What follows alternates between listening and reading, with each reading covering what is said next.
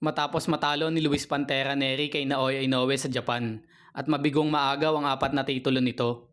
Inanunsyo ngayon ni Luis Neri na aakyat na siya sa mas mataas na timbang na 126 pounds o sa featherweight division. Pinaplano umano niya at ng kanyang kampo na sagupain ang kasalukuyang kampyon at may hawak ng IBF World Featherweight title na si Luis Alberto Venado Lopez.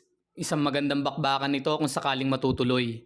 Labanan na naman ng dalawang Meksikano sa ibabaw ng lona. Subalit hindi madaling plano yan para sa kampo ni Luis Neri kung talagang gusto nilang sungkitin ang titulo kay Venado Lopez. Dapat pagsikapan munang punan ng kampo ni Neri ang lahat ng posibleng butas nito. Patigasin ang kanyang panga at bodega. Magdagdag ng madaming kombinasyon. Pagtuunan ng pansin ng footwork at ibalik ang pagiging Mexican style. Dahil sa skills, ring IQ at power masyadong mataas ang level ni Luis Alberto Lopez para kay Luis Neri. Idagdag mo pa na madami na din itong bigating pangalan na pinataob at pinahirapan sa kanyang mga nagdaan na laban para makuha ang titulo. Nandyan ang Briton na si Josh Warrington na inagawan niya ng IBF title. Pambato ng Ireland na si Michael Conlan na pinatulog niya lamang sa loob ng 5th round. At ang matigas na Mexican-American na si Joet Gonzalez na nakipagpukpukan sa kanya hanggang sukdulang round. Kung matagumpay naman na talunin ni Luis Neri si Lopez at maagaw ang titulo, may isa pang bigating laban na maaaring ikasa sa kanya.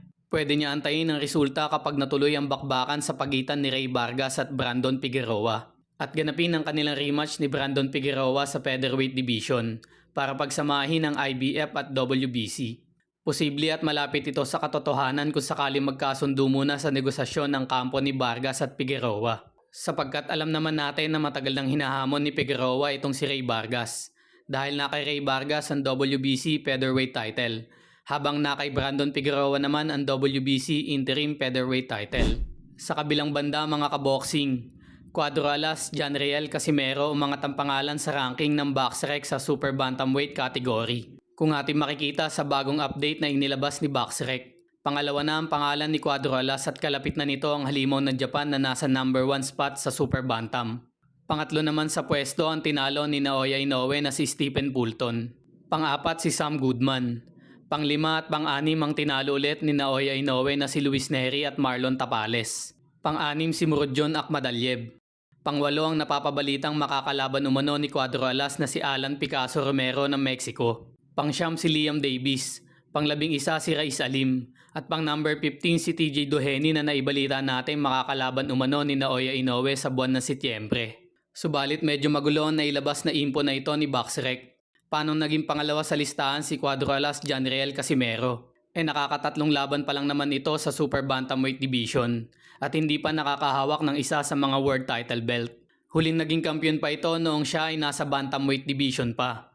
Dagdag mo pa na hindi naman pasok sa ranking ng 4 na major title ng kanyang dalawang nakalaban. Tanging si Pilipos Ngitumba lang ang nandoon at panlabing dalawa pa ito. Ayon pa sa ating nakalap na impormasyon na itong si BoxRec ay automated by algorithm. Ibig sabihin na hindi ito gaanong ka-accurate. Hindi katulad ng ESPN, Ring Magazine at iba pa na may sinasagawa mo ng botohan bago maglabas ng mga listahan ng rankings.